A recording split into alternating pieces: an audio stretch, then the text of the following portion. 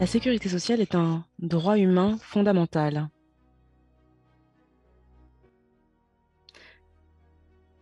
et les travailleurs migrants et réfugiés doivent pouvoir en profiter. Pourtant, en dépit des progrès, 4,1 milliards d'individus dans le monde n'ont pas accès à la sécurité sociale, notamment des millions de travailleurs migrants, des réfugiés, sans compter les lacunes de protection, les inégalités, la discrimination qui se sont aggravées au cours de la pandémie du Covid-19, avec un total de 169 millions de travailleurs migrants à l'international, la plupart n'étant pas couverts par des systèmes de protection sociale. Et ce, en raison de leur métier peu qualifié, temporaire, occasionnel, notamment dans des services essentiels. Par rapport aux ressortissants nationaux qui travaillent toute leur vie dans un pays, les travailleurs migrants et les réfugiés peuvent être confrontés à des obstacles dans l'accès à la protection sociale, notamment peu d'informations sur leurs droits, des restrictions juridiques, un manque de coordination dans les pays et des procédures complexes qui empêchent leur accès effectif. L'OIT, en collaboration avec l'Association internationale de la sécurité sociale, a conçu des orientations pratiques sur toute une série d'options politiques et administratives pour étendre la protection sociale aux travailleurs migrants, aux réfugiés et à leurs familles. Pour en savoir plus, consultez le nouveau guide de l'OIT. Plus d'efforts sont nécessaires pour réduire les écarts qui se sont creusés entre les pays afin que le droit de la sécurité sociale se concrétise pour tous.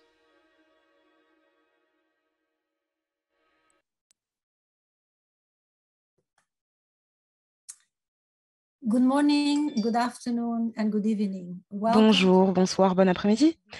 Bienvenue au lancement du guide OIT ISA sur l'extension de la couverture de la protection sociale aux travailleurs migrants, réfugiés et à leurs familles. Je travaille à l'OIT et je vais animer la première partie de cette réunion. Le guide que nous lançons aujourd'hui arrive à un moment opportun. La pandémie a davantage mis l'accent sur l'importance d'une protection sociale pour les travailleurs migrants, les réfugiés et leurs familles. Beaucoup ont perdu leurs moyens de subsistance, leur emploi, ils ont perdu des salaires et ils se retrouvent dans des conditions plus délétères. Les femmes migrantes ont été frappées plus durement. Beaucoup se sont retrouvés sans refuge, sans revenus et sans accès à la protection sociale. Déjà avant la pandémie, les travailleurs migrants, et notamment ceux dans l'économie informelle, étaient confrontés à des obstacles plus importants en termes de prestations de protection sociale, et notamment de soins de santé.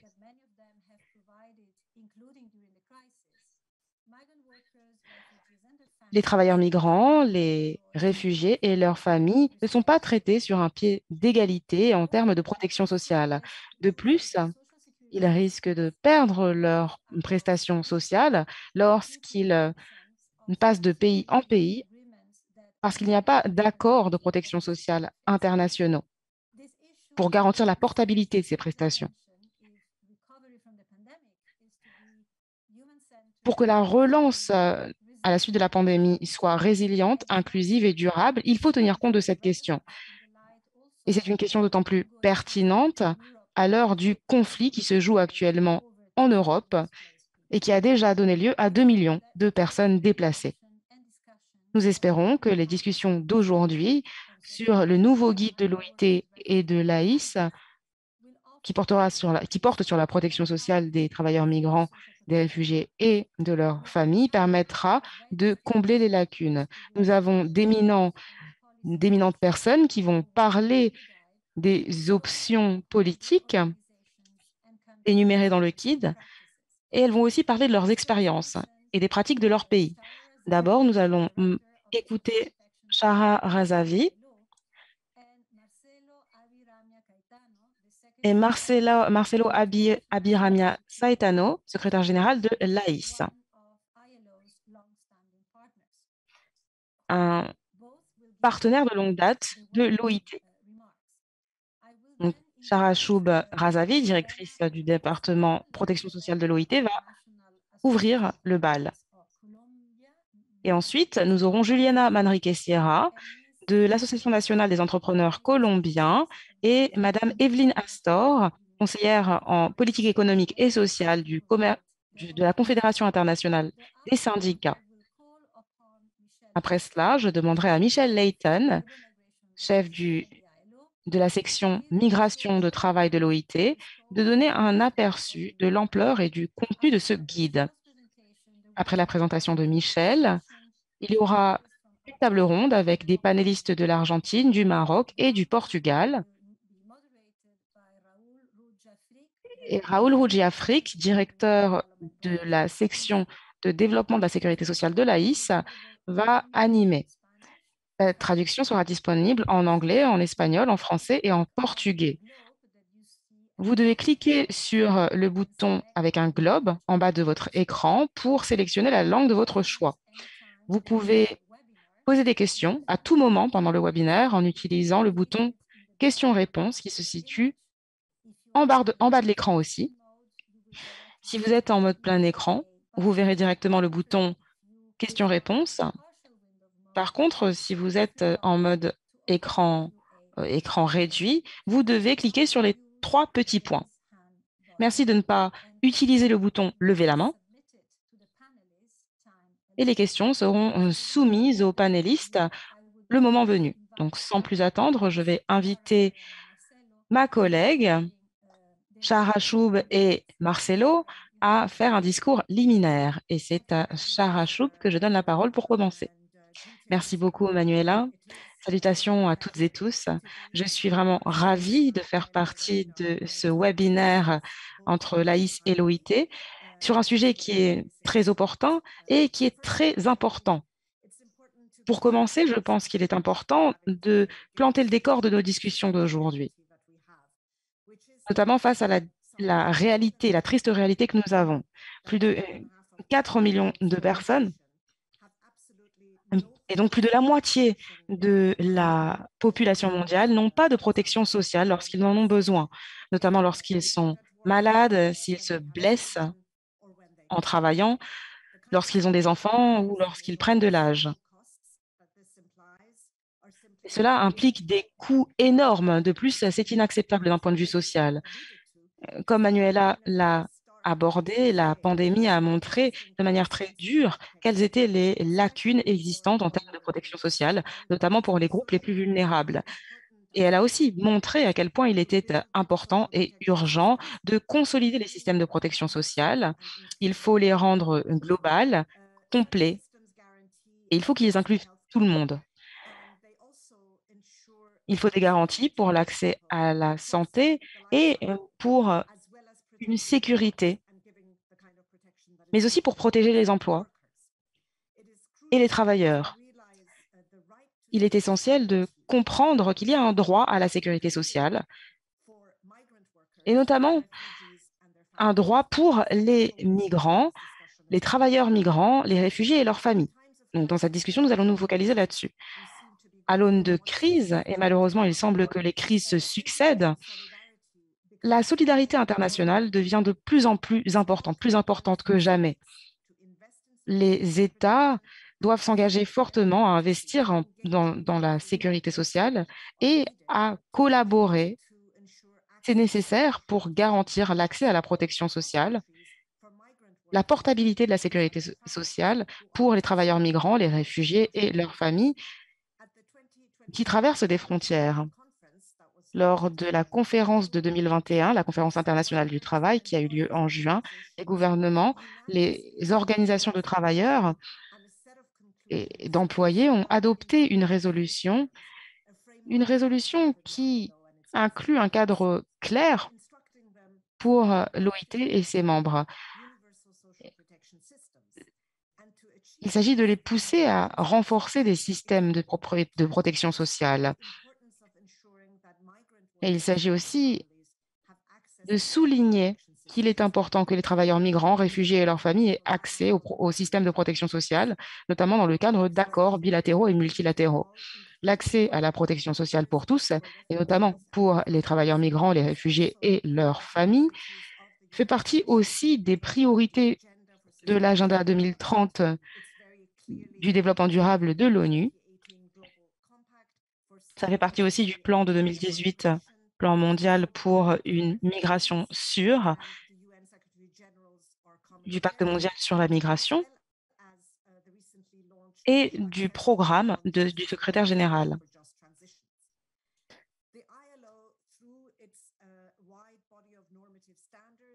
L'OIT, avec toutes ses normes, toute son assistance technique, aide les gouvernements, les travailleurs et les organisations d'employés dans leurs efforts visant à étendre la protection sociale aux travailleurs migrants, réfugiés et à leurs familles, notamment dans le cadre du programme de référence de l'OIT sur la protection sociale plancher, ainsi que pour une relance axée sur les individus. C'est dans ce contexte que l'OIT, en étroite collaboration avec l'AIS, a conçu des orientations pratiques basées sur les normes de travail internationales et les bonnes pratiques qui existent dans le monde entier. Ce guide fournit, L'OIT fournit des services et ce guide fait partie des 6 qui ont été intégrés à ce programme de référence. C'est un guide que nous lançons et nous en sommes fiers aujourd'hui. Et ce guide appelle à créer des systèmes de protection sociale robustes. Mais ce guide, surtout, se focalise sur la portabilité des prestations sociales entre les différents pays. Il s'agit aussi de faire comprendre que les lacunes en termes de protection sociale ont un prix à payer, un coût social, un coût en termes de droits humains, et cela nuit aux efforts de développement. De plus, cela va à l'encontre du droit humain, de la sécurité sociale, à l'encontre de nos valeurs.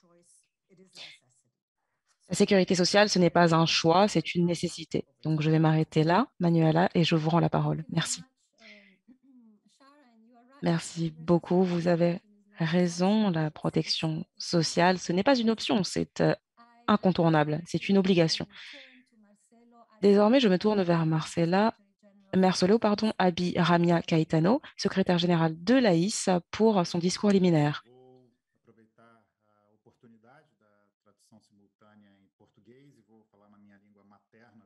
Saudade pouco de falar em português.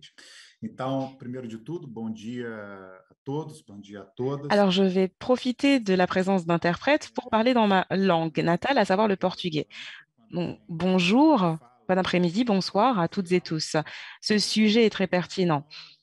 Quand on parle de sécurité sociale, il faut tenir compte du fait que le nombre de migrants, de réfugiés, de demandeurs d'asile augmente de plus en plus aux quatre coins du monde. Parallèlement,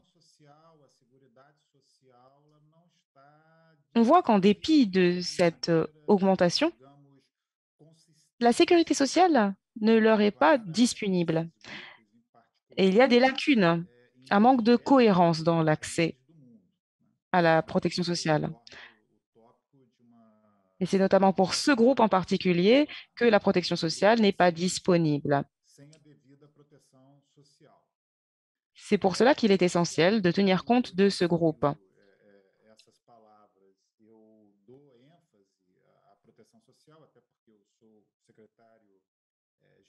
Alors bien sûr, dans mon discours liminaire, je veux mettre l'accent sur la sécurité sociale, bien sûr parce que je suis le secrétaire général de l'AIS. Et aujourd'hui, ce séminaire est essentiel pour montrer notre soutien à la cause, mais cela va au-delà de la question politique ou de la question morale. C'est aussi une question économique.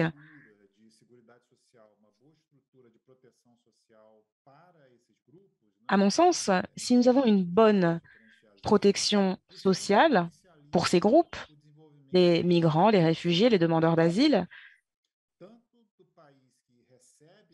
eh bien, nous pourrons étendre le développement social des pays d'accueil, les pays qui reçoivent ces migrants,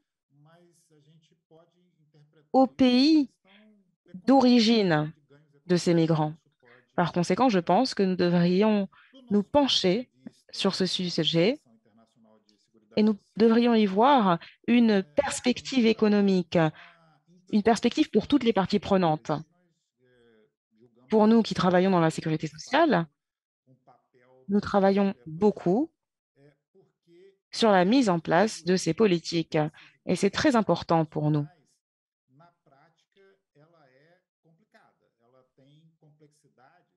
La couverture sociale de ces groupes est très complexe et elle est mauvaise. Ainsi, nous avons un défi double dans la mise en place de ces politiques. Par conséquent, je voudrais souligner la pertinence et l'importance de ce sujet. Nous devons investir correctement dans ce domaine.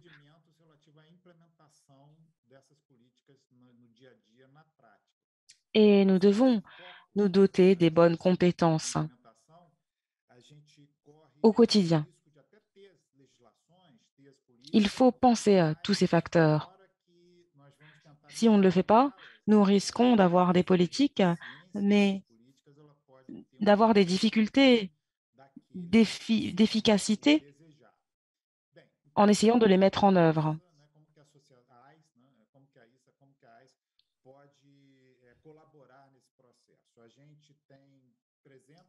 Donc, comment l'AIS peut-elle collaborer dans ce processus? Nous avons 380 institutions qui travaillent avec la sécurité sociale dans plus de 160 pays de tous les continents. Et dans nos interactions, on voit qu'il y a un engagement visant à améliorer la couverture et à améliorer les politiques de protection sociale. Il faut y voir un outil d'appui. Un outil d'appui dans les différents pays. Améliorer la couverture de ces groupes, des travailleurs migrants, des réfugiés et de leurs familles. Par conséquent, je tiens à dire que nous ne voulons pas simplement vous montrer que nous sommes disponibles pour vous, mais nous déployons des efforts pour améliorer la situation, pour améliorer l'efficacité des programmes de sécurité sociale. Et je pourrais vous donner un exemple. Nous avons créé une base de données internationale d'ailleurs,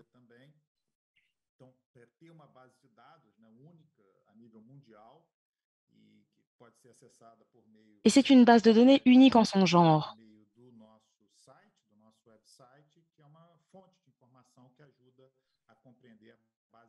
Très bientôt, elle sera disponible sur notre site Internet. Elle va permettre à tout le monde de comprendre les différents accords.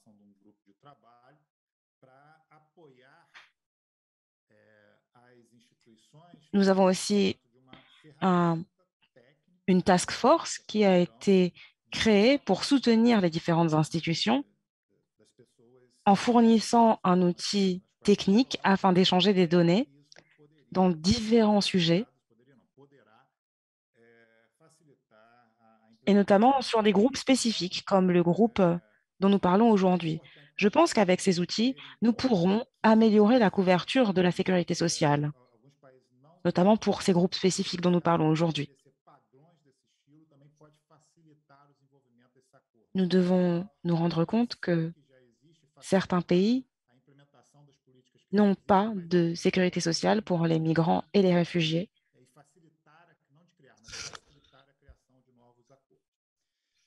Et cela signifie que nous devons faciliter la création de nouveaux accords et de nouveaux politiques dans ce domaine. Pour conclure, je voudrais vous faire part de ma joie personnelle parce que je travaille depuis longtemps avec l'OIT dans ce domaine. Et comme nous allons en parler dans ce webinaire, Cette collaboration en termes de protection sociale, de sécurité sociale, est essentielle. Ces dernières années, nous avons vu accords, que ces accords conjoints ont mené à de multiples projets et cela a amélioré les différents départements de l'OIT.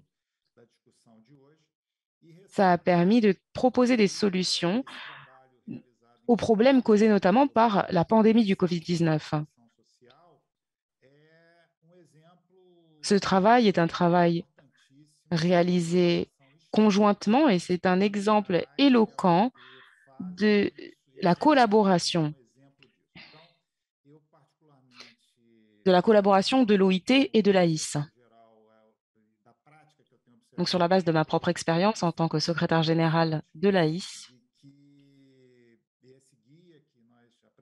je suis confiant. Le guide qui vient d'être publié sera très pertinent. Il va fournir un appui fondamental aux décideurs politiques et aux institutions qui mettent en place ce type de politique. Et in fine, cela permettra d'améliorer la protection sociale des réfugiés, des travailleurs migrants, des demandeurs d'asile et de leurs familles. Donc voilà, je conclurai mon discours en disant que je suis ravie puisque nous avons accompli ce travail. Je suis ravie de nos travaux et je pense que nous pourrons faire plus. Merci beaucoup. Merci pour vos paroles. Vous avez souligné la collaboration entre l'OIT et l'AIS et l'importance de la protection sociale des travailleurs migrants, réfugiés et leurs familles. Et désormais, je voudrais poser une question. Dans le contexte de la pandémie, de nombreux pays ont pris des mesures importantes en termes de protection sociale. Donc, Juliana Manrique Sierra de ANDI, quel est votre point de vue au sein de l'Association nationale des entrepreneurs colombiens? Est-ce que ces réformes sont une bonne chose ou une mauvaise chose? À vous, Juliana.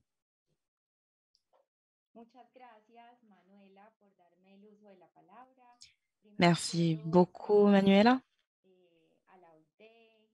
Merci de me donner la parole. Je voudrais dire bonjour à tout le monde, à l'OIT, à l'AIS, et je veux vous féliciter, vous et les chercheurs, pour ce que vous avez fait avec ce guide, parce que je pense que ce sera un outil essentiel, crucial, pour toutes les étapes que nous allons réaliser. Et aujourd'hui, je voudrais vous donner le point de vue des employeurs sur un sujet qui est essentiel. Pour répondre à la question de Manuela, je voudrais faire référence à l'expérience de la Colombie. L'année dernière, par exemple, nous avons déployé de nombreux efforts pour étendre la protection sociale, notamment dans la santé. Par exemple, nous avons essayé d'étendre cela à des pans entiers de la population, notamment avec un statut de protection temporaire qui permettrait d'identifier les travailleurs migrants et de régulariser leur situation.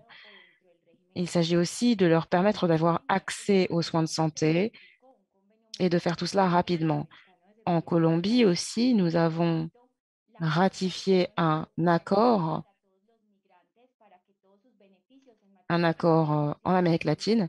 Et l'objectif de cet accord était de permettre aux migrants d'avoir accès à la santé. Il s'agissait aussi d'atténuer les risques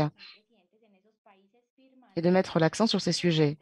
Concrètement, cela signifie que les Colombiens qui vivent dans ces pays, peuvent accéder à la protection sociale dans des pays comme le Brésil, le Chili et l'Argentine, dans des pays qui ont ratifié cet accord.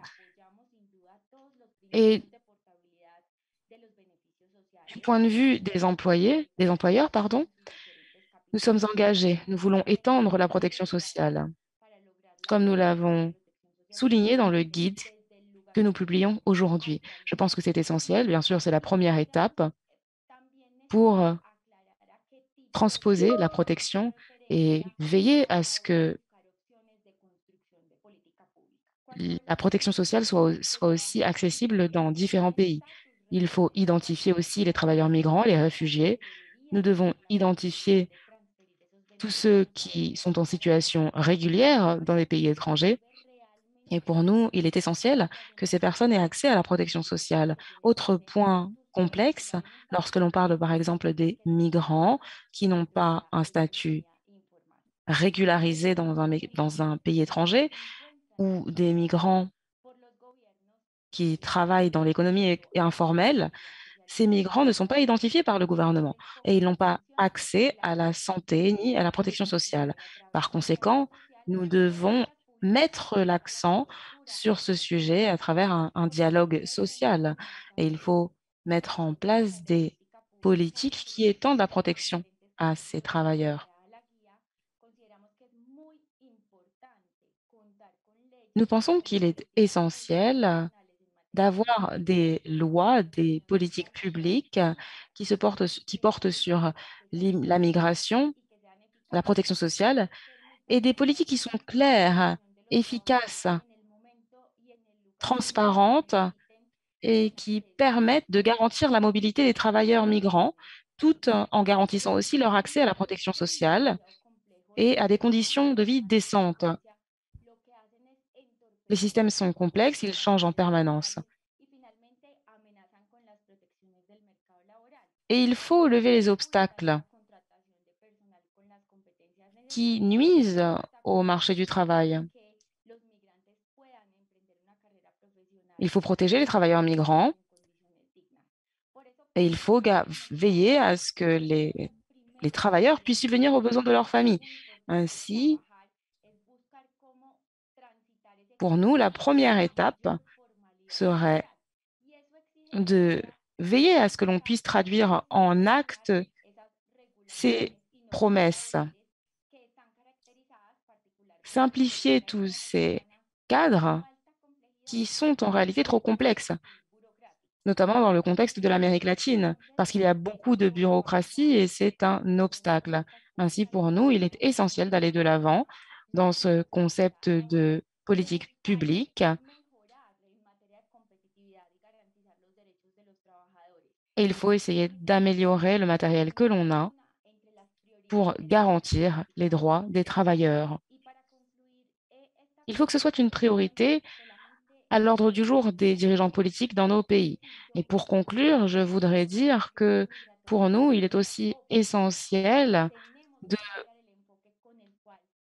reconnaître que cette crise migratoire est aussi une opportunité, une perspective. Nous devons changer la manière dont nous voyons ces crises migratoires. Et ce n'est pas un problème, nous ne devons pas voir ça comme un problème. Et en réalité, nous devons y voir une perspective, puisque ce sont des populations qui peuvent aider nos pays, ils peuvent contribuer à la croissance.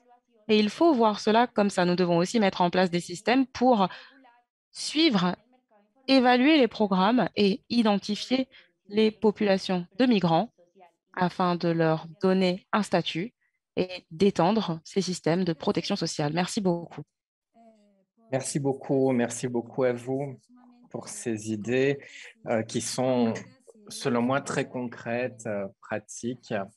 Et merci d'avoir souligné le fait que les crises doivent et être utilisées comme des opportunités pour opérer un changement durable et qui nous mène à beaucoup plus d'inclusion. Alors maintenant, je souhaiterais donner la parole à Madame Astar de l'ITUC. J'ai une question pour vous. Pourriez-vous nous parler de l'organisation des travailleurs et du travail de plaidoyer qui a été réalisé pour les travailleurs migrants, les réfugiés et leurs familles, et nous dire comment vous essayez de faire face aux obstacles pratiques auxquels font face les travailleurs migrants en matière d'accès à la sécurité sociale? J'ai une autre question. Pourriez-vous nous dire quelques mots sur les valeurs pratiques du guide de l'OIT pour les organisations de travailleurs autour du monde. Merci beaucoup. Vous avez la parole. Merci. Bonjour Manuela. Bonjour à tous et à toutes. Alors tout d'abord, je souhaiterais souligner le fait que la garantie des droits des travailleurs migrants et leur accès à la protection sociale, eh bien, c'est une priorité pour le mouvement des travailleurs. Nous en avons déjà parlé. C'est une question qui est très complexe parce qu'il y a des causes qui provoquent des difficultés d'accès à la protection sociale et ces causes varient. Il s'agit parfois d'une surreprésentation dans le travail précaire et informel, secteurs dans lesquels ils sont économiquement vulnérables et l'accès à la sécurité sociale est très limité, parfois inexistant. Les restrictions légales pour les étrangers d'avoir accès à des programmes de sécurité sociale, l'incapacité pour les migrants d'avoir une contribution à la sécurité sociale en raison d'un problème de portabilité de ces droits à travers les pays, en ce y compris les obstacles comme les problèmes linguistiques ou le manque de connaissance des droits. Donc, je pense que nous avons besoin d'une boîte à outils pour pouvoir essayer de résoudre toutes ces causes. Je voudrais dire que de nombreux syndicats ont des structures particulières pour la représentation des migrants, pour écouter leurs préoccupations à l'échelon national, pour les négociations à l'échelon national, avec les gouvernements pour améliorer leurs conditions de travail, leur accès à la sécurité sociale. Les syndicats participent également très souvent à la conclusion d'accords bilatéraux, mais il y a également un certain nombre de syndicats et d'organisations régionales de syndicats qui ont développé des ressources particulières pour aider les migrants, pour leur donner accès à l'information, des services de soutien. Et les syndicats sont généralement le premier acteur digne de confiance auquel les migrants s'adressent pour leur poser des questions sur leur droit au travail et leur droit à la sécurité sociale. Pour vous donner des exemples, CSC Belgium a un portail pour les travailleurs. Ils peuvent avoir accès à des informations. Il y a également d'autres ressources qui sont disponibles pour les migrants. Il y a également un certain nombre d'exemples de coopération bilatérale et multilatérale entre les syndicats, entre les migrants et les pays de départ et les pays d'arrivée pour soutenir les migrants dans le pays d'accueil pour pouvoir fournir des informations aux migrants. Il y a des exemples d'accords bilatéraux entre les syndicats britanniques et portugais, les syndicats du domaine de l'agriculture, de l'Allemagne et de la Pologne qui ont publié des guides en 2 langues pour les travailleurs, pour les informer de leurs droits en ce qui concerne le temps de travail, le salaire et la sécurité sociale également. La Malaisie et l'Indonésie qui ont un accord de coopération par rapport aux demandes politiques et qui font référence à la sécurité politique. Pour les migrants, nous voyons également le Arab Resource Center, qui est le résultat de la collaboration de syndicats de la région arabe, de ceux qui sont en Asie du Sud-Est, parce qu'il y a beaucoup de travailleurs de l'Asie du Sud-Est qui se trouvent dans la région arabe pour travailler.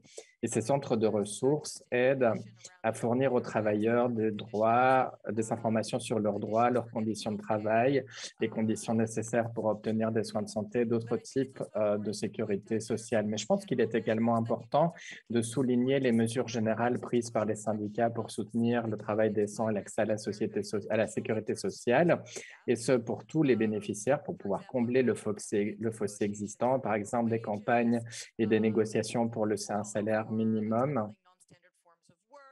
des formes de travail non standards, la reconnaissance de certains travailleurs pour qu'ils aient accès à leurs droits. Au Royaume-Uni, par exemple, où il y a certains obstacles juridiques, des campagnes pour que les travailleurs informels puissent avoir accès à la sécurité sociale. Et c'est vraiment très important parce que, comme je vous l'ai dit, les migrants se concentrent dans des secteurs informels. Donc, il est nécessaire de prendre des mesures pour améliorer la régularité de leur travail.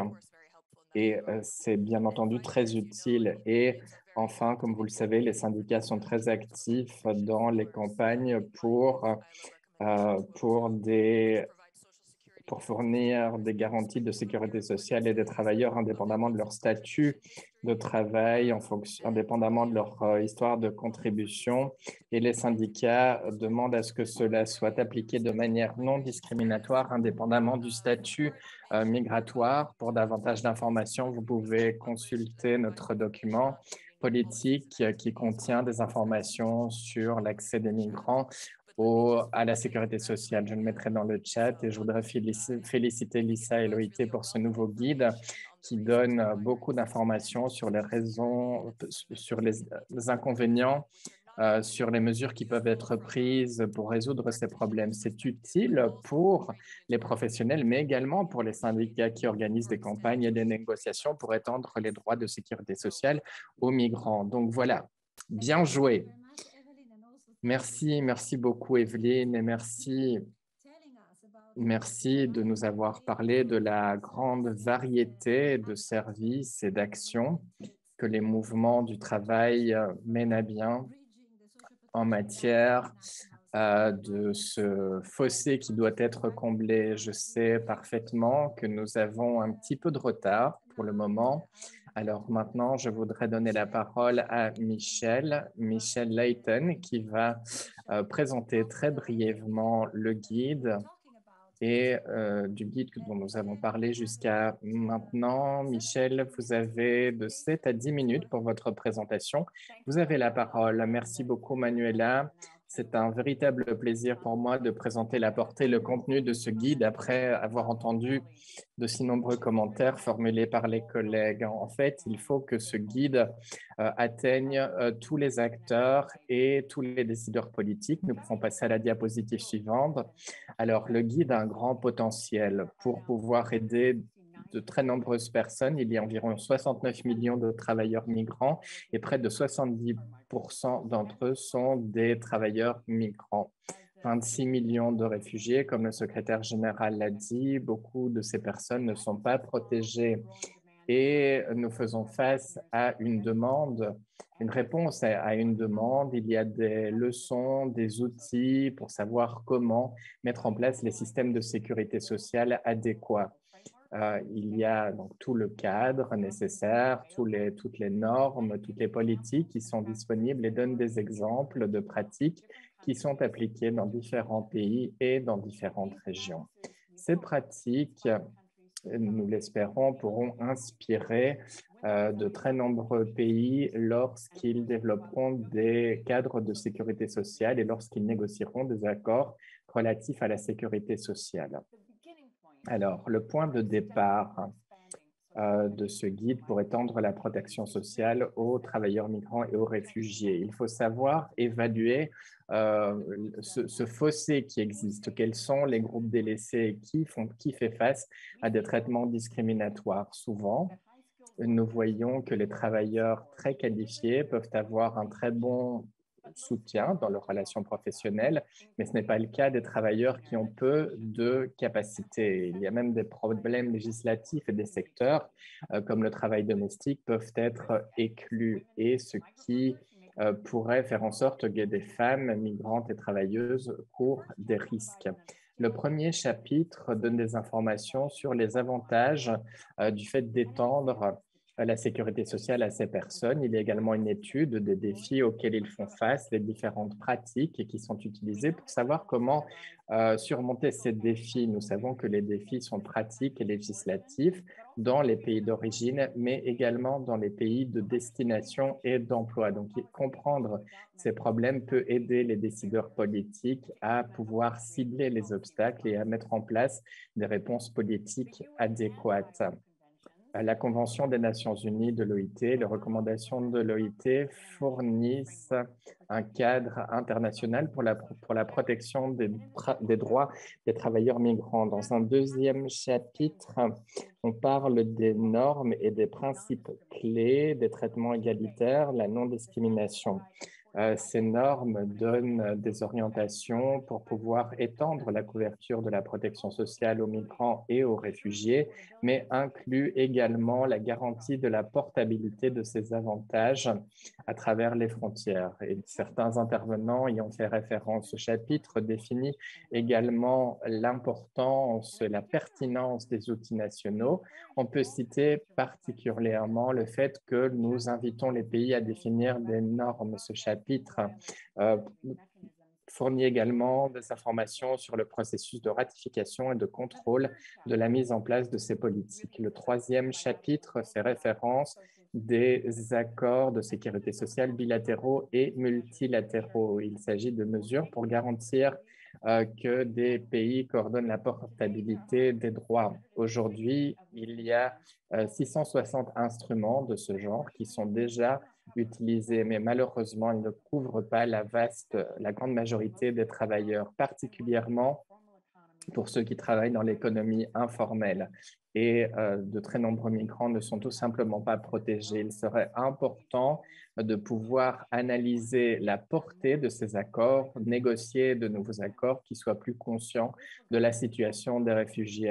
À ce regard, ce chapitre souligne les éléments clés de ce processus et différentes étapes de la négociation, l'importance des accords bilatéraux et multilatéraux et le type de considérations opérationnelles et administratives pour pouvoir soutenir cette mise en pratique. Ensuite, les accords bilatéraux de travailleurs migrants régulent le travail de manière plus générale pour ces travailleurs. Ils intègrent les droits humains, mais la plupart de ces accords bilatéraux n'incluent pas des dispositions sur la protection sociale ou le font de manière très limitée. Et donc, le guide identifie des considérations très importantes en matière de sécurité sociale que les gouvernements peuvent inclure dans ces accords bilatéraux ou multilatéraux. Il y a également un système de guidance des Nations Unies qui est soutenu par l'OIT et qui renforce ces dispositions et ce guide. Alors, une autre manière de faire face ou d'adresser cette question est que nous considérons souvent que les migrants n'ont pas accès à la sécurité sociale dans le pays d'origine ou de destination.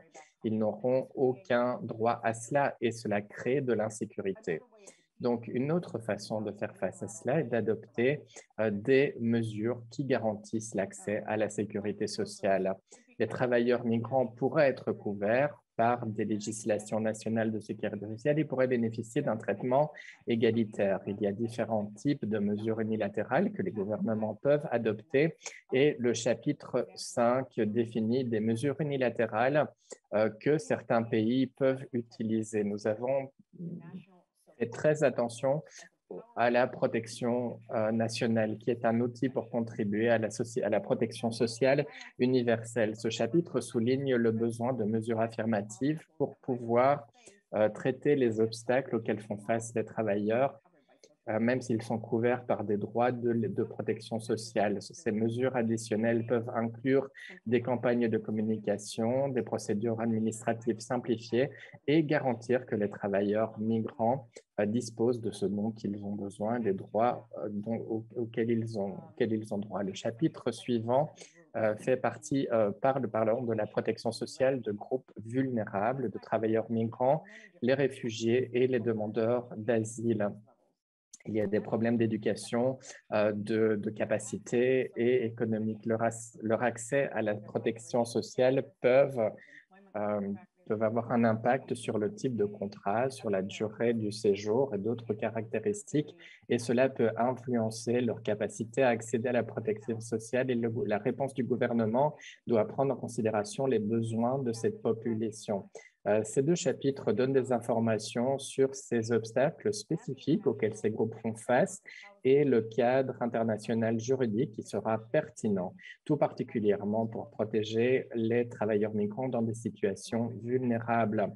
Les travailleurs domestiques migrants, les travailleurs du secteur de l'agriculture et ceux dans une situation irrégulière sont des groupes qui font face à des difficultés particulières en matière d'accès à la sécurité sociale et ils pourraient être exclus par la loi et pourraient ne pas recevoir de protection sociale. Ce chapitre insiste sur l'importance d'étendre la couverture à ce groupe, mais également les réfugiés et les demandeurs d'asile qui peuvent faire face à d'autres limites de leur protection. Même s'ils sont couverts par la loi, ils pourraient ne pas recevoir de la protection de la part de leur pays. L'intégration des réfugiés et les systèmes de protection nationale, en ce y compris les systèmes à contribution et sans contribution, doivent prendre en considération les vulnérabilités spécifiques ainsi que le principe de l'égalité de traitement. Renforcer les systèmes de protection sociale présente des bénéfices pour les réfugiés et pour différentes communautés, mais peut également donner une solution durable pour la transition vers des résultats pacifiques. Et nous savons que cela peut entraîner une cohésion sociale à long terme. Le guide prête également attention aux fossés en matière de protection sociale. Et ce chapitre analyse particulièrement les obstacles qui existent au sein de la société et les options politiques que les gouvernements peuvent utiliser pour traiter le problème de la discrimination en matière d'accès à la protection sociale. Il y a des exemples de réponses d'accords bilatéraux et prend en considération différents types de travail d'un point de vue économique. Pour conclure, une publication de Call qui est une invitation à l'action. La sécurité sociale doit être un droit dont tous et toutes devraient bénéficier et si nous n'y arrivons pas, il y aura de grandes inégalités. Et cela a un prix très élevé pour notre société. Cela contredit nos valeurs en matière de droits humains et nos valeurs morales. Nous espérons que ce guide soit un outil qui permette de faire changer les choses et de garantir l'accès à la protection sociale pour les travailleurs migrants, les réfugiés et leurs familles. Je voulais attirer votre attention sur les ressources publiées par l'OIT. Charles en a parlé.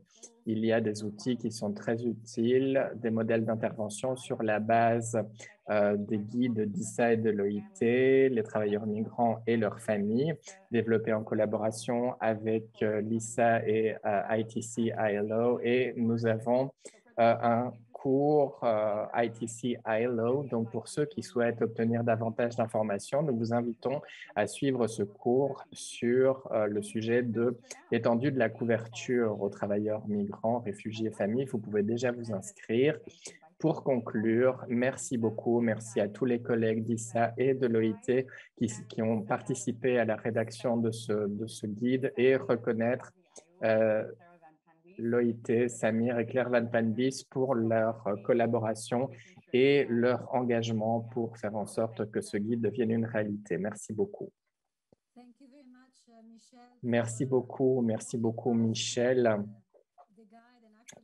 pour nous avoir présenté ce guide et nous avoir montré sa nature très pratique et le fait qu'il soit orienté vers l'action.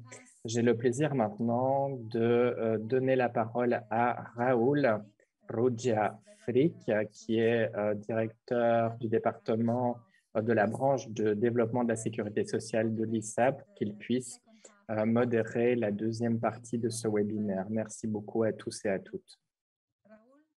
Raoul, vous avez la parole. Merci beaucoup, Manuela. Bonjour à tous et à toutes. C'est un plaisir d'être avec vous aujourd'hui dans le cadre de ce webinaire qui présente ce guide qui est très important. Comme l'ont dit les différents intervenants qui m'ont précédé très rapidement, nous passons à la table ronde qui va nous permettre de parler des mesures qui sont en train d'être mises en pratique dans différents pays très actifs en matière de la protection des travailleurs migrants.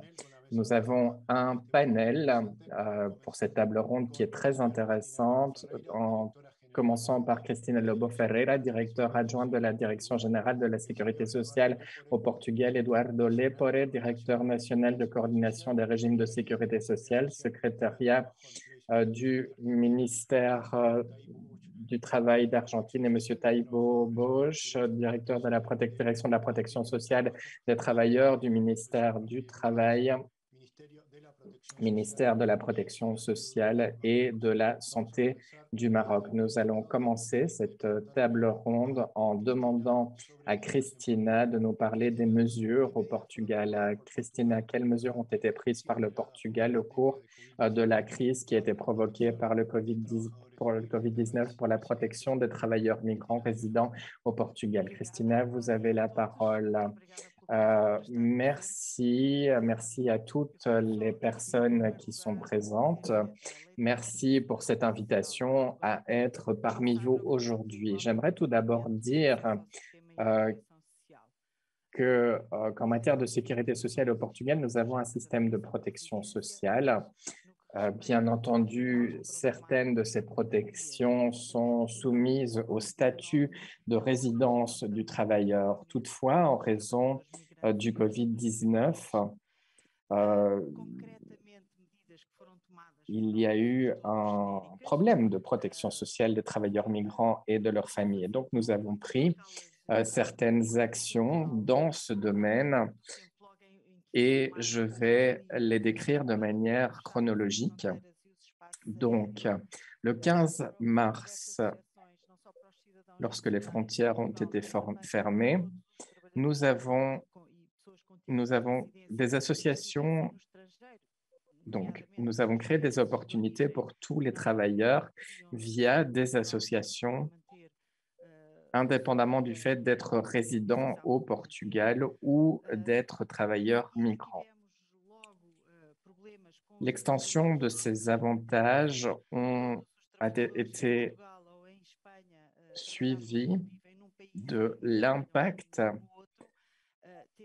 des limites au fait de pouvoir passer les frontières en raison du Covid-19. Et nous avons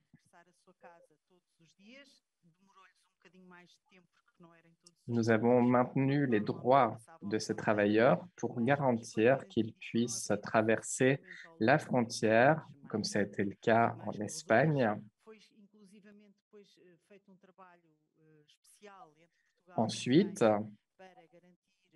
nous avons travaillé avec l'Espagne pour garantir les droits de ces travailleurs migrants. Donc, ce travail a été fait par le Portugal et l'Espagne. Alors, lorsque le confinement a commencé, les personnes qui ont été confinées, pour ces personnes, il y a eu des interactions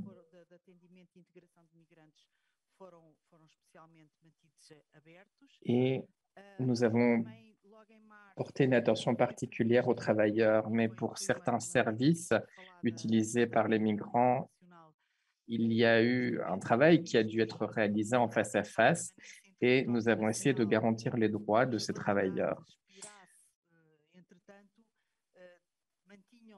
En ce qui concerne leur séjour dans le pays, donc ceux qui avaient un visa qui avait expiré pendant le confinement, en raison de l'impossibilité de traverser les frontières, les droits de ces travailleurs ont été maintenus et nous avons prolongé leur visa. En mai 2020, nous avons décidé de donner accès à ces personnes à tous les droits, indépendamment de la date d'expiration de leur visa.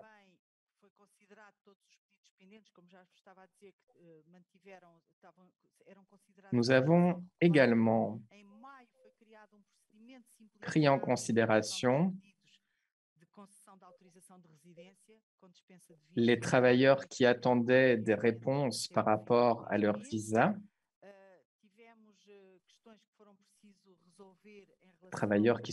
personnes qui souhaitaient travailler dans le pays. Nous avons dû résoudre certains problèmes.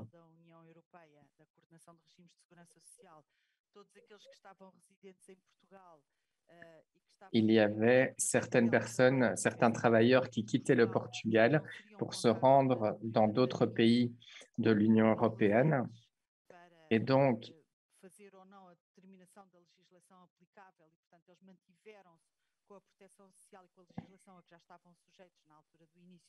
ces travailleurs avaient accès à la protection sociale même avant la pandémie.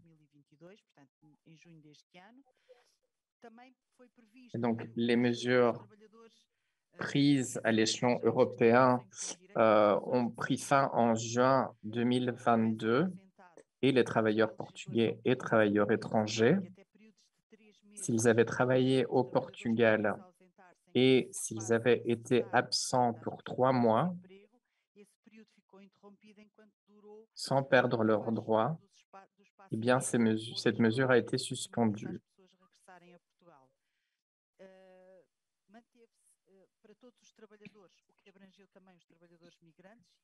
En raison du Covid-19 et des restrictions en matière de voyage, ce qui a bien entendu eu un impact sur les possibilités de mobilité. Au Portugal, durant la pandémie, nous avons également simplifié l'accès de ces travailleurs à la protection sociale et nous avons facilité la réduction du nombre de documents que les travailleurs devaient fournir en tant que preuve.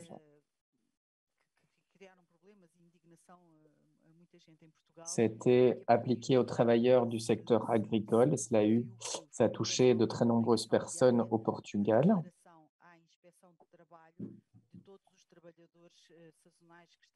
Donc,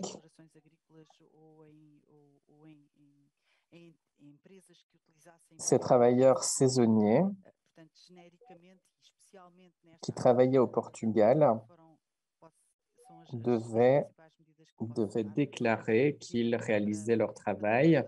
Les employeurs devaient les déclarer et il y a certaines mesures qui ont été suspendues pour faciliter les choses et pour faciliter la vie des migrants. Merci beaucoup. Merci de nous avoir parlé de ces mesures. Comme le disait Michel dans sa présentation, je pense que c'était très lié. Comment accompagner certains aspects politiques et la simplification de processus, faciliter l'accès des travailleurs, particulièrement les travailleurs qui se trouvent dans une situation de vulnérabilité. Et Christina, félicitations au Portugal parce que vous êtes un exemple et cela nous montre comment nous pouvons bien faire les choses de manière pratique, même dans le cas de grandes crises. Nous allons changer de continent. Nous allons passer à l'Argentine. Eduardo Lepore, directeur national de la Sécurité sociale d'Argentine. Eduardo, l'Argentine est un pays qui a une politique très active en matière de conventions de sécurité sociale, conventions bilatérales. Elle a une longue histoire également d'établissement de ces conventions. Comment se décide la négociation d'un accord bilatéral et quelles sont les différentes étapes? Vous avez la parole. Merci beaucoup. Tout d'abord, je souhaiterais vous remercier pour cette invitation. C'est un plaisir de participer à ce panel et il me semble que ce webinaire est très opportun et nécessaire, ainsi que toutes mes félicitations à Issa et à l'OIT. Je vois également qu'il s'agit en fait d'une concrétisation des conclusions qui ont été prises lors de la dernière conférence de l'OIT dans la Commission de la Sécurité sociale. Plus précisément, nous avons souligné l'importance de promouvoir les accords bilatéraux et multilatéraux qui permettent de pouvoir fournir aux travailleurs migrants la protection sociale, que cela puisse être appliqué grâce à un outil pratique avec l'OIT et l'ISA. Voilà, donc toutes mes félicitations. Alors, en ce qui concerne cette question, Eh bien, effectivement, l'Argentine a une longue tradition dans ce domaine et c'est le reflet de la forte composante migratoire de la société d'Argentine au cours des différentes étapes modernes. Par conséquent, aujourd'hui, il y a 14 conventions.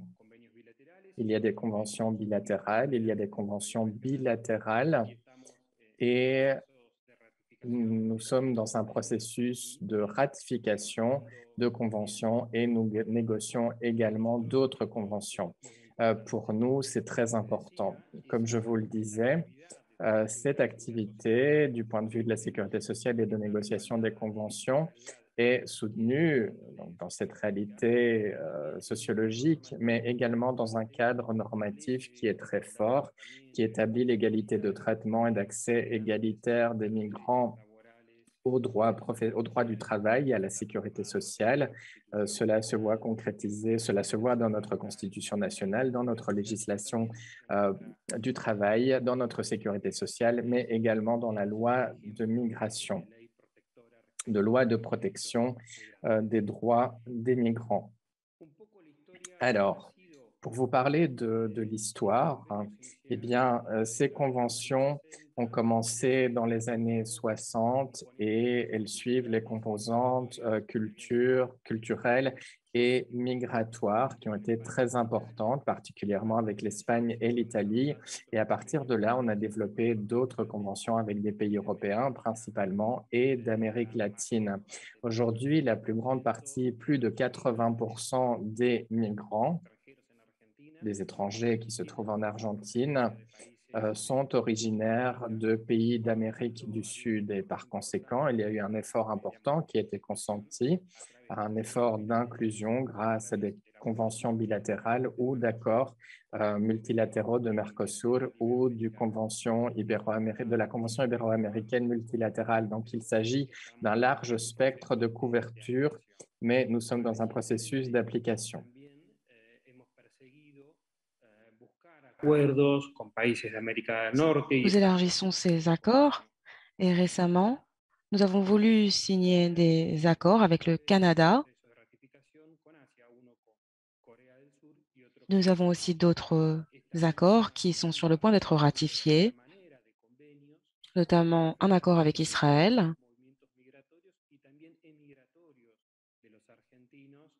Et ce dernier ensemble d'accords, d'outils, tout cela montre notre intérêt en Argentine.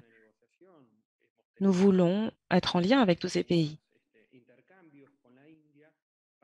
Nous négocions également avec l'Inde afin de renforcer nos liens avec les pays asiatiques.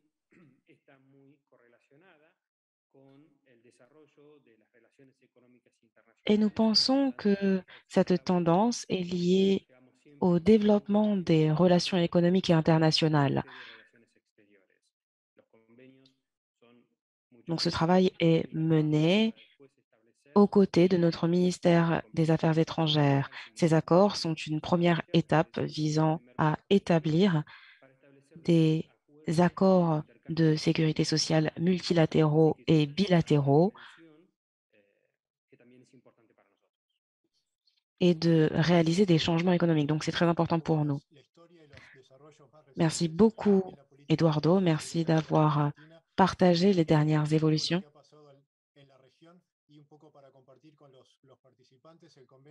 Nous savons ce qui s'est passé dans la région et donc merci.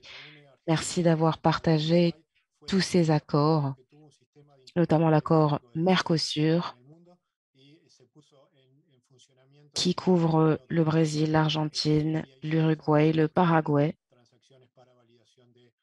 accord entré en vigueur en 2008. Et différentes mesures ont été menées dans le cadre de cet accord. C'est un plaisir de savoir que ces politiques sont étendues aux pays émergents. Et tout ceci est un exemple éloquent et positif de la mondialisation et de la formalisation, de la régularisation du statut des travailleurs migrants. Maintenant, je voudrais donner la parole à M. Taïbouch, directeur de la protection sociale des travailleurs du ministère de la Santé et de la protection sociale du Maroc. Et Taïbouch a été très, très proche à notre association, à l'ISS, et maintenant il joue un rôle important dans ce nouveau ministère de la protection de la santé et de la protection sociale. Et Taïb, je voudrais te demander, le Maroc dispose d'une riche expérience en matière d'extension de la protection sociale aux travailleurs migrants. Pourriez-vous partager avec nous les récents développements en la matière? Et Taïb, vous avez la parole. Merci beaucoup, merci à tous. C'est un honneur pour moi d'être parmi vous encore une fois, d'autant plus qu'avec Raoul, on travaille effectivement en étroite collaboration sur pas mal de sujets au sein de l'ISS. Comme tu l'as dit justement, Raoul, le Maroc est quand même considéré un des pays les plus actifs en matière de protection sociale. Et il faut savoir que les premières conventions, par exemple au niveau bilatéral, international, au Maroc ont été signées déjà aux années 60. Donc, et parce que, effectivement, de par de sa nature et sa position géographique, le Maroc est très proche de l'Europe. C'est aussi un pays, une terre d'accueil. Donc, effectivement, il voit deux phénomènes s'installer au Maroc en permanence. D'abord, la migration des compétences marocaines et des Marocains, des travailleurs marocains en général, vers l'Europe pour un enrichissement, on va dire, d'expérience. Mais aussi, le Maroc est considéré comme une terre d'accueil pour pas mal de nationalités qui s'installent au Maroc pour y travailler. Donc, depuis, effectivement, c'est très, très longtemps, on assiste toujours à ce flux migratoire et aussi bien vers le Maroc que du Maroc. Donc, c'est pour cela que le Maroc, effectivement, a toujours pensé à cette politique d'immigration. Depuis, il a toujours participé à des conventions de protection de tous les travailleurs migrants, des membres de leur famille, notamment celles adoptées par les Nations Unies, les conventions adoptées par les Nations Unies en décembre 1990, qui a été ratifiée par le Maroc depuis 1993. Taïb, excuse-moi, on a perdu ton vidéo. Je pense que peut-être tu as désactivé la caméra, mais on a perdu ton vidéo. D'accord. Donc, tout à fait. Maintenant, c'est bon. Maintenant, ça va? Oh, OK. Donc, je disais, effectivement, le Maroc a toujours ratifié les conventions internationales qui permettent justement la protection de ces travailleurs. Mais aussi, il a signé pas mal de conventions avec lesquelles, effectivement, il y a un échange de flux migratoires. Donc, par exemple, on va commencer par d'abord énumérer ces conventions. Le Maroc a signé plus de 19 conventions avec les différents pays. On va citer les premières conventions qui ont été signées particulièrement avec les pays européens, les pays on va dire, de migration traditionnelle, notamment la France en 1963. On va aussi parler de la convention qui a été signée avec la Belgique, la convention qui a été signée avec la convention de la Belgique, la convention de la France a été signée en 1965. Et puis, la convention avec la Belgique a été signée en 1968 et aussi avec les Pays-Bas en 1972 et avec l'Espagne en 1979. Pour ne pas les citer seuls, en tout cas, on a un certain ensemble de conventions. Quel est le principe? Le principe, c'est de garder effectivement cette continuité de droit en matière de protection sociale, en matière de sécurité sociale, et aussi de pouvoir continuer à protéger, comment dirais-je, les travailleurs, aussi bien quand ils sont en déplacement temporaire ou alors aussi quand ils décident à s'installer dans un autre pays. Donc, la majorité des conventions, bien sûr, sinon l'intégralité de ces conventions, respectent l'ensemble des principes, à savoir l'équité, la continuité, le respect de la mobilité et le respect des droits et de la continuité de ces droits-là. Cela pour les travailleurs, effectivement, marocains qui partent à l'étranger, mais aussi pour les travailleurs étrangers qui s'installent au Maroc. Donc, le Dahir 72 de 1972 et porte la loi sur la sécurité sociale, a bien pris en considération l'aspect de la protection sociale des travailleurs migrants. Et du coup, il n'a pas différencié les droits des Marocains nationaux des droits des étrangers. Au contraire, il les a associés intégralement à l'ensemble des droits portés par cette loi de protection sociale et qui est gérée aujourd'hui au sein du Maroc par l'institution connue qui est la Caisse nationale de sécurité sociale. Donc, pour un peu résumer ces premières idées, donc effectivement, le Maroc, terre d'accueil, et de par sa position géographique et de par son économie et sa stabilité économique et sa croissance, attire effectivement des travailleurs étrangers et du coup, on aura donné tout on va dire, le cadre juridique nécessaire qui leur permette de bénéficier de cette sécurité sociale, à l'instar des Marocains qui travaillent sur le territoire marocain, mais aussi pour les travailleurs marocains qui partent à l'étranger. Il a signé l'ensemble des conventions possibles à signer. Il y en a encore d'autres en négociation avec d'autres pays pour pouvoir justement préserver ces droits de ces Marocains quand ils sont à l'étranger, mais aussi quand ils reviennent. Certains pays, bien sûr, qui ne disposent pas, certains pays étrangers qui ne disposent pas forcément d'un certain ensemble de programmes de protection sociale, notamment en Asie, et ben le Maroc, effectivement, a fait un projet de loi justement pour pouvoir, quand ils reviennent ces pays-là, ces Marocains, quand ils reviennent au pays, pour pouvoir bénéficier de la protection sociale, notamment de la retraite, par exemple. Voilà ce que je peux dire déjà en premier lieu. Merci beaucoup, Tahir.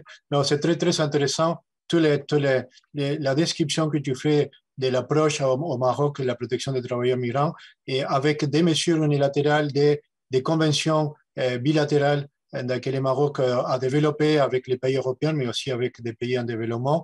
Et chers participants, vous pouvez trouver la guide et les principales orientations pour les approches, les mesures qui ont été développées en Portugal et avec les mesures unilatérales et les conventions dans les chapitres des conventions de sécurité sociale et les mesures comme que Tahir vient de décrire au Maroc avec les deux types de mesures et les deux chapitres que vous pouvez trouver dans la guide.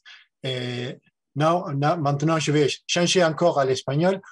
Vamos a comenzar a hacer otra ronda de preguntas. La primera ronda de preguntas fue sobre las medidas que se han puesto en práctica para ver un poco el estado de desarrollo de la protección de trabajadores migrantes, nuevamente en 3 países muy interesantes en este sentido. Vamos a hablar un poco ahora de los Des desafíos. mesures sont en place et ça a été vraiment une bonne chose de voir toutes les mesures qui sont en place. Alors, bien sûr, il y a encore beaucoup de travail à faire. Désormais, nous allons nous pencher sur les défis et nous allons commencer par Christina.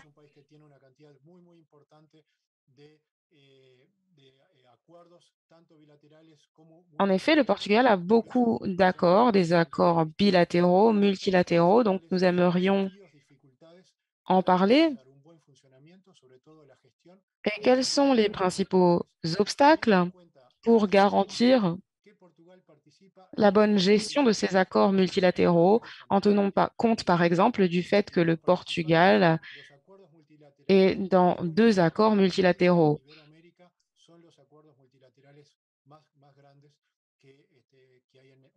Par exemple, il y a l'accord de l'Union européenne qui est très important et le Portugal et l'Espagne sont dans cet accord. Donc, nous voudrions avoir l'avis de Christina sur ce sujet. Christina, vous avez la parole.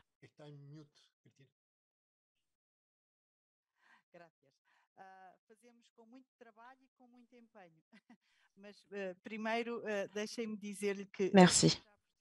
Beaucoup d'efforts sont déployés, mais d'abord, pour commencer, je tiens à dire que au Portugal, nous avons une loi sur l'égalité et c'est une loi très importante en termes de sécurité sociale. extraterritorial, por exemplo, todas as pensões de natureza contributiva.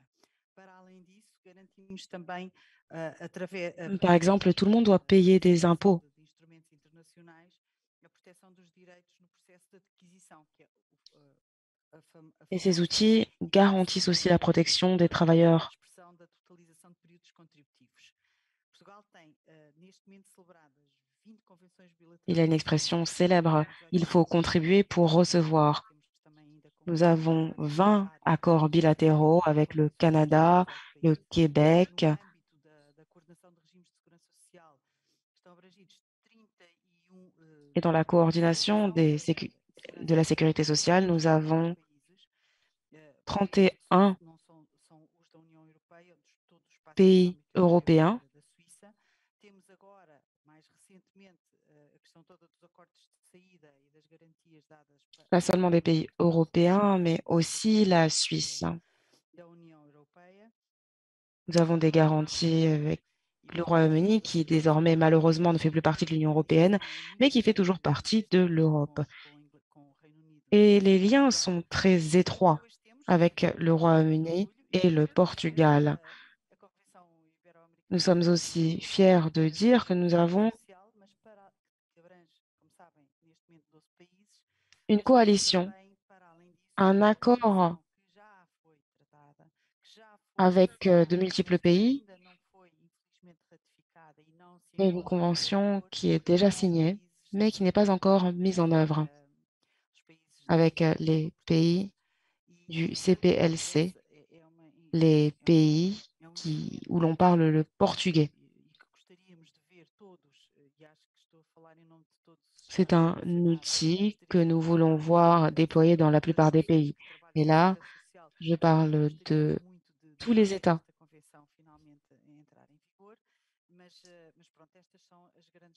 Nous voulons que cette convention soit prête. Donc voilà pour la plupart des accords que nous avons. Nous avons aussi des outils internationaux. En 2020, à l'extérieur de l'Union européenne, entre 2017 e 2020 passaram 5,1% para 10,5%. É aumento muito significativo e que calculamos que vai continuar a aumentar e cada vez mais com as novas. Nous avons vu que les tendances étaient à la hausse entre 2017 et 2019, notamment avec d'autres accords qui ont été signés. Nous pensons que cela va se poursuivre. Le nombre de travailleurs migrants va augmenter. Ils font partie du système. Donc, il est nécessaire de négocier des accords positifs, des accords efficaces qui peuvent garantir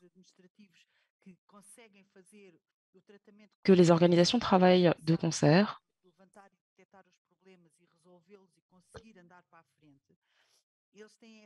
et il faut être en mesure d'évaluer les choses et d'aller de l'avant. Et je pense que c'est la meilleure manière pour nous de veiller à ce que ces accords soient mis en œuvre efficacement. Nous avons 3 sous-comités.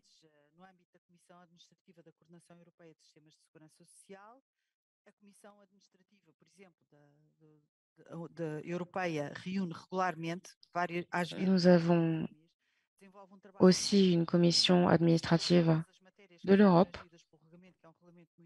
qui a conçu un programme très important sur toutes les questions posées.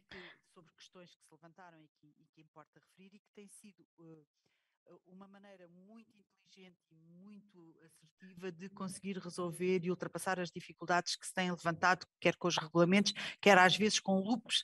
C'est une solution très intelligente qui peut permettre de résoudre toutes les difficultés que nous voyons dans ces règles, parce que parfois, il arrive que des problèmes émergent en raison de l'activité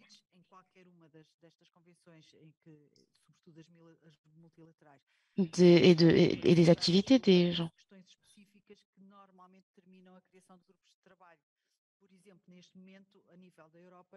Il y a des questions spécifiques qui se posent,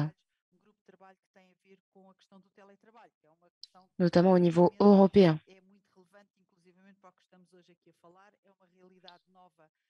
Par exemple, un groupe sur le télétravail. C'est pertinent, c'est une nouvelle réalité. Et pour moi, cela a créé une réalité tout à fait différente. Le fait que nous soyons ici aujourd'hui prouve bien que le télétravail est une réalité, que ça fonctionne, que c'est un service de qualité. Et ce sont des possibilités qui étaient insoupçonnées il y a encore quelques années.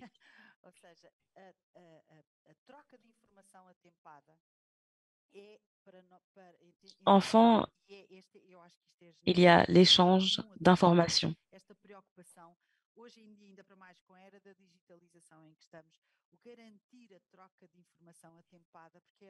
Aujourd'hui, nous avons la numérisation. Nous devons garantir l'échange d'informations parce que c'est la seule manière de fournir un accès aux conventions pour les individus.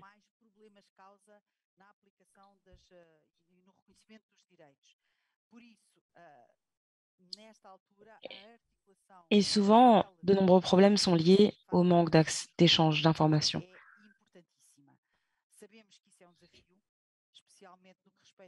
Par conséquent, il faut le comprendre. Nous savons que c'est un défi, notamment en termes de protection de travailleurs migrants. Il faut en parler.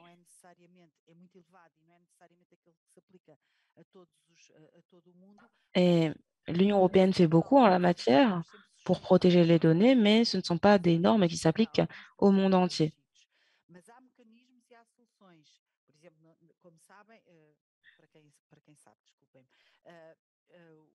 Le Portugal en fait autant, des mécanismes différents sont en place pour le faire. Pour les différents comités, nous essayons de concevoir des systèmes qui permettent l'échange d'informations. Nous l'avons au niveau européen, notamment avec le système européen relatif à l'échange d'informations. Et cela permet de garantir un échange de l'information plus efficace dans l'objectif de décourter les délais. Et c'est justement essentiel, un besoin reconnu par toutes les institutions. Merci beaucoup. Merci pour toutes ces informations. Pour commencer, je vous souhaite bonne chance. J'espère que l'accord des pays lusophones verra le jour. Nous soutenons aussi votre appel. Nous sommes en contact avec vos collègues. Chers participants, je pense que les questions concrètes sont essentielles.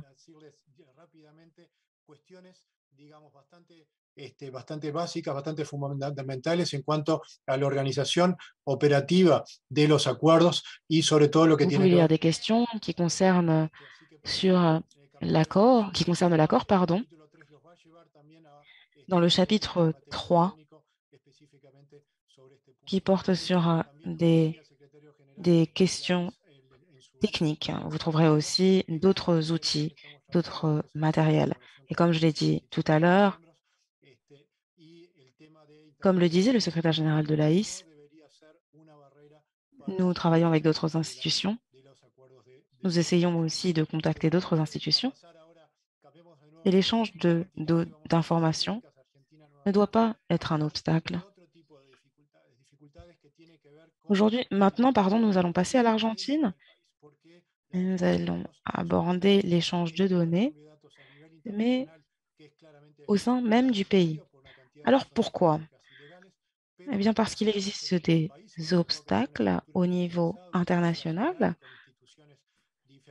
Mais il en existe aussi, notamment pour les pays ayant des structures décentralisées, plusieurs institutions. Ainsi, au sein même des pays, l'échange d'informations est un défi. Eduardo, en Argentine, il existe différents programmes. Quels sont les défis en ce qui concerne le partage de l'information? Vous avez la parole. Merci Raoul, c'est un sujet très important. Alors, pour vous dessiner un tableau brièvement, lors de mes dernières contributions, on a souligné le statut des travailleurs migrants dans le secteur informel et le besoin de tenir compte de ces populations dans les accords. Donc, nous allons utiliser cet outil parce que c'est très important pour nous dans la région. D'autant plus que les travailleurs migrants sont particulièrement sujets au secteur informel. C'est un élément essentiel et, comme vous l'avez dit aussi, le partage d'informations est un autre aspect essentiel. Dans les pays décentralisés, le défi est encore plus grand parce que nous avons toute une diversité d'institutions, d'organes de sécurité sociale et toutes sont autonomes. Ainsi, ça rend les choses d'autant plus compliquées et la coordination devient vraiment une difficulté. En Argentine, au ministère du Travail, nous avons créé une liste d'organes et c'est la première étape. Sur cette liste, on a inclus toutes les instances de sécurité sociale, qu'elles soient régionales, locales ou qu'elles soient complémentaires. Elles doivent toutes être enregistrées parce que c'est une manière permettant au système de protection sociale d'être plus transparent. Pour que le système de la sécurité sociale soit transparent, il nous faut ce type d'instrument. Et désormais, nous déployons des efforts pour mettre en place l'échange de l'information à travers le numérique. Comme je l'ai dit tout à l'heure, nous avons des expériences en matière d'accords multilatéraux et régionaux, notamment avec le Mercosur. Et ces accords nous donnent la possibilité d'échanger des informations virtuellement. Ainsi, l'échange de données est garanti. Alors, bien sûr, il y a toujours une marge d'amélioration lorsqu'il s'agit de ce type de technologie, mais le premier défi, c'est de mettre en place cette liste pour avoir tous les acteurs impliqués. Ça nous permet d'être plus coordonnés parce que, comme je le disais tout à l'heure, dans les États décentralisés, nous devons nous coordonner. Nous avons une bonne expérience des accords régionaux et donc c'est un grand défi pour nous, comme c'est souvent le cas pour tout. Nous avons un processus, mais il y a des hauts et des bas, des avantages et des inconvénients. Cependant, nous voulons que ces systèmes Merci convergent. beaucoup, Merci beaucoup. Eduardo. Les défis, les difficultés ne doivent pas entraver la protection des travailleurs migrants. Et je pense que l'expérience du Portugal, de l'Argentine, nous montre comment, malgré les difficultés d'échange d'informations avec l'extérieur, difficultés de coordination à l'échelon national lorsqu'il y a des organisations fédérales, bien, cela peut provoquer des difficultés, mais cela ne doit pas bloquer ces mécanismes. Et il y a des pratiques et des exemples concrets qui montrent comment cela se passe dans différents pays et comment on prend en mesure la protection des travailleurs. le Maroc et je vais donner la parole à Taïb. Dans les deux aspects, l'aspect de l'établissement des conventions avec des différents pays, aussi la digitalisation, la numérisation, digitalisation des services dans des différents domaines de la sécurité sociale. Et Taïb connaît très bien ça parce qu'il était le directeur informatique à la Caisse de sécurité sociale au Maroc pendant quelques années. Mais je pense que les deux aspects sont très importants parce que ça fait partie de la capacité du pays, de l'ensemble des institutions pour avancer dans les lignes que Christina, par exemple, Eduardo, il disait tout à l'heure. Donc, Taïb, au Maroc, quels sont les principaux défis et approches que vous faites face en matière d'extension de la protection sociale, notamment en matière de coordination avec des autres pays? Taïb, les paroles sont à toi. Et tu es à mute. Oui, pardon. Donc, merci Raoul pour cette question importante. Je voudrais juste peut-être ouvrir une petite parenthèse avant de développer la réponse, parce qu'il y a une question qui m'a été adressée par écrit, en posant peut-être la question comment on peut établir l'équité et la même protection sociale pour les Marocains résidant au Maroc et les Marocains qui travaillent à l'étranger. Ce n'est pas tout à fait mes propos. En fait, juste pour corriger, je parlais en fait de l'équité sur les travailleurs qui travaillent au Maroc, qu'ils soient marocains ou étrangers.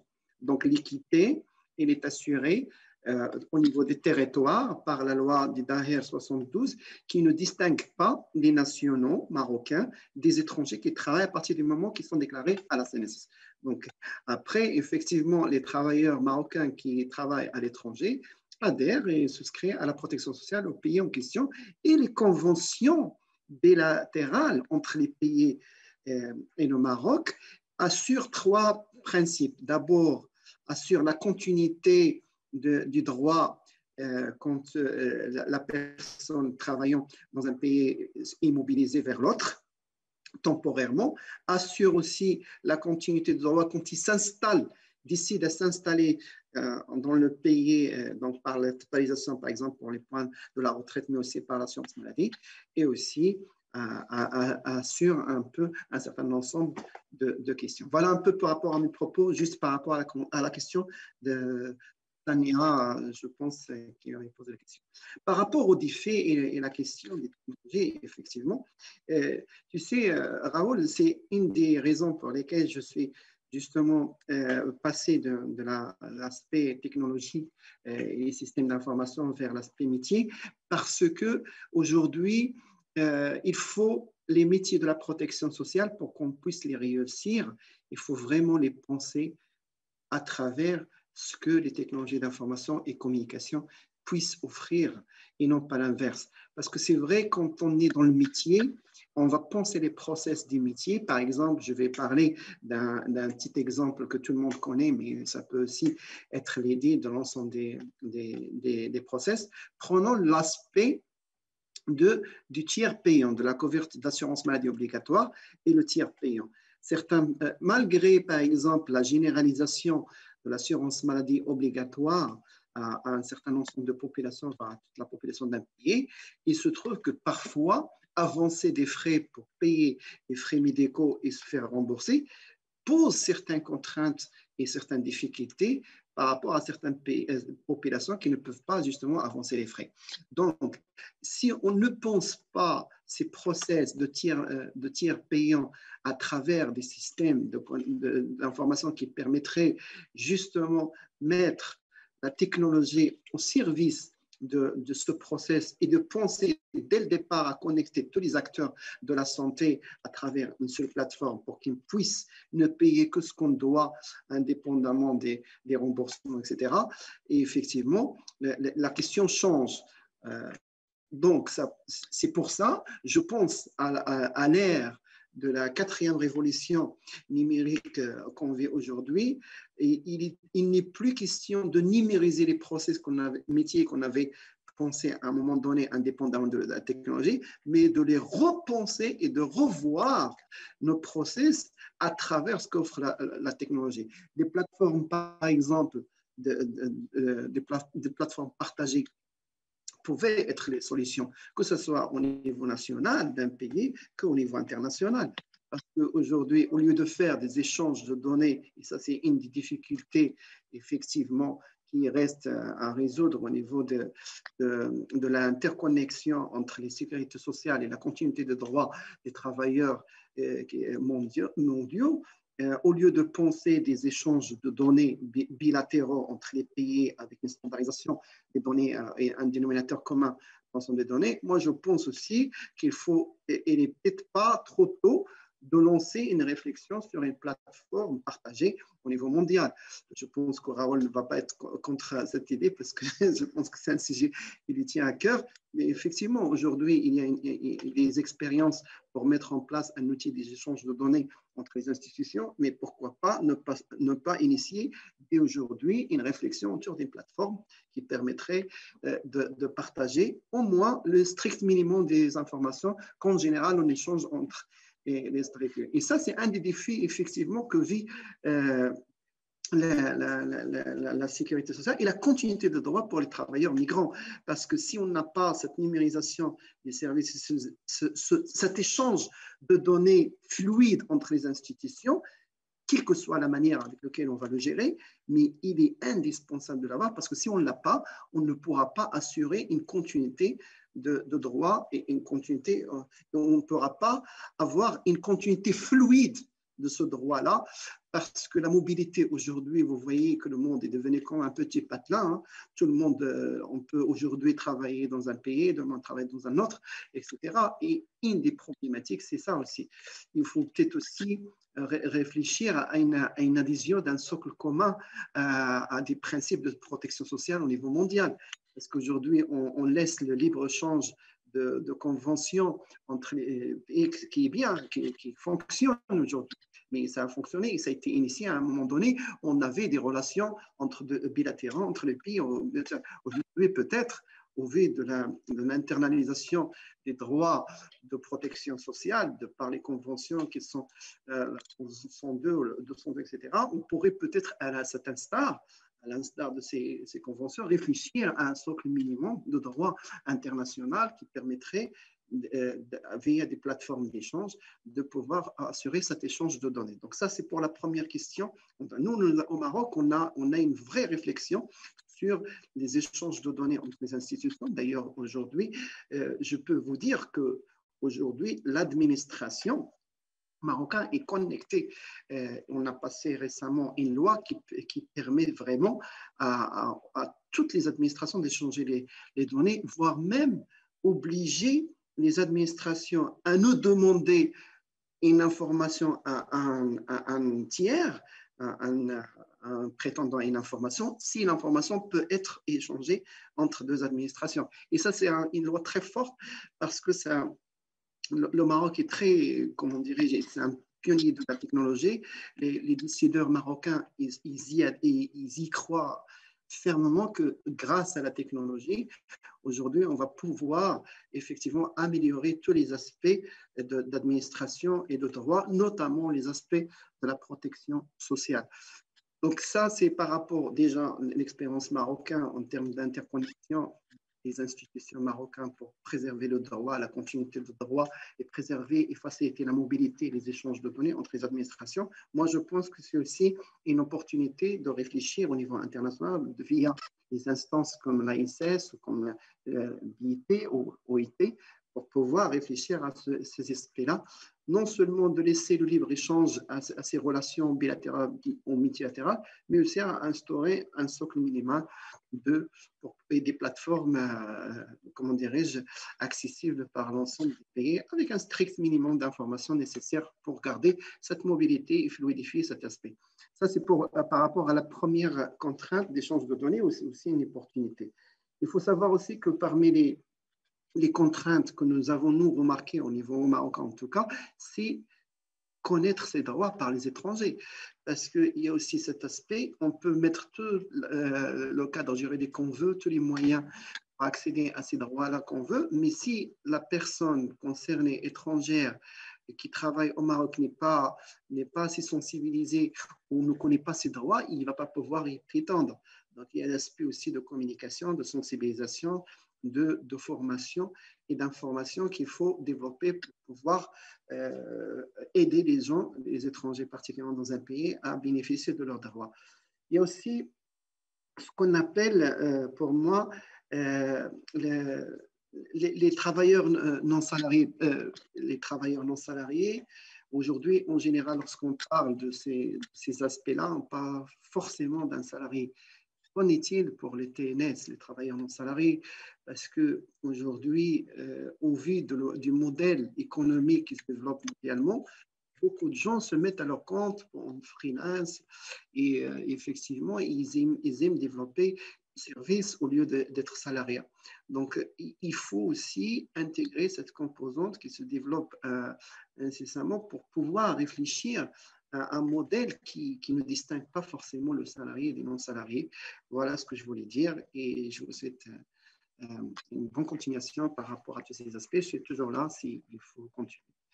Voilà. Merci beaucoup, Taïf, merci beaucoup pour ces derniers points. Je pense que tu as soulevé des aspects qu'il faut continuer à travailler et surtout la couverture des travailleurs indépendants, la couverture des groupes qui, même dans les systèmes nationaux, ils sont un petit peu de faiblesse. Et bien sûr, la couverture à niveau international, ça suit ça. Now I'm going to switch to English. I'm going to speed up because we are a bit. Je vais passer en anglais et je vais accélérer parce que nous sommes en retard. Merci à tous les intervenants pour leurs commentaires, pour leur partage d'expérience très complémentaires en matière d'expérience et de point de vue. Résumer serait très difficile parce que de très nombreux commentaires ont été faits, mais l'un des messages les plus importants est que la protection des travailleurs migrants n'est pas une option, c'est un must, c'est un besoin et c'est lié avec la formalisation des droits des travailleurs. Donc, la formalisation et la protection des travailleurs migrants s'unissent et font partie de notre travail au sein de l'ISS et de l'OIT. Et je pense que ce que nous avons entendu au cours de ce fantastique webinaire est que malgré les difficultés, il est possible de protéger les travailleurs migrants dans différentes conditions, dans différentes situations. Nous avons entendu des expériences très intéressantes que les personnes responsables protègent ces travailleurs dans différentes circonstances et cela montre à tous et à toutes qu'il est possible de développer des instruments que vous pouvez trouver dans le guide. Donc, vous pouvez lire le guide. Nous avons essayé de fournir différentes orientations pour couvrir les travailleurs migrants. Voilà, un autre point. En matière d'application, en matière de mise en pratique des politiques de protection des travailleurs migrants, consultez le guide. Le guide vous mènera à d'autres ressources, à d'autres activités. Je voulais également dire que l'OIT et que l'organe responsable de l'OIT va parler de cette question le 19 mars.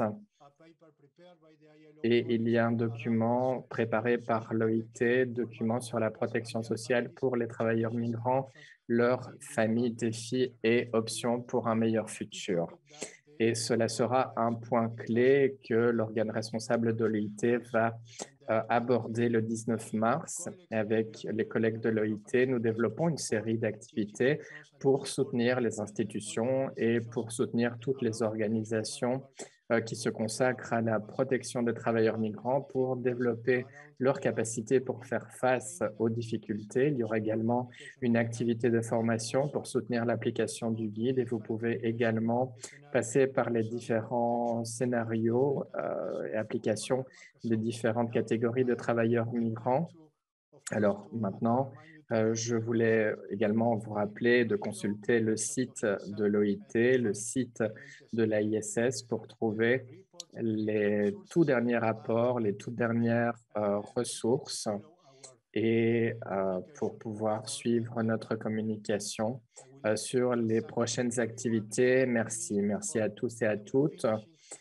Voilà, donc nous terminons 15 minutes en retard, mais merci beaucoup à tous les participants. Merci aux interprètes. pour le travail qu'ils ont fait et ce sera un plaisir de vous retrouver et de parler d'autres activités pour la protection des travailleurs migrants. Merci beaucoup.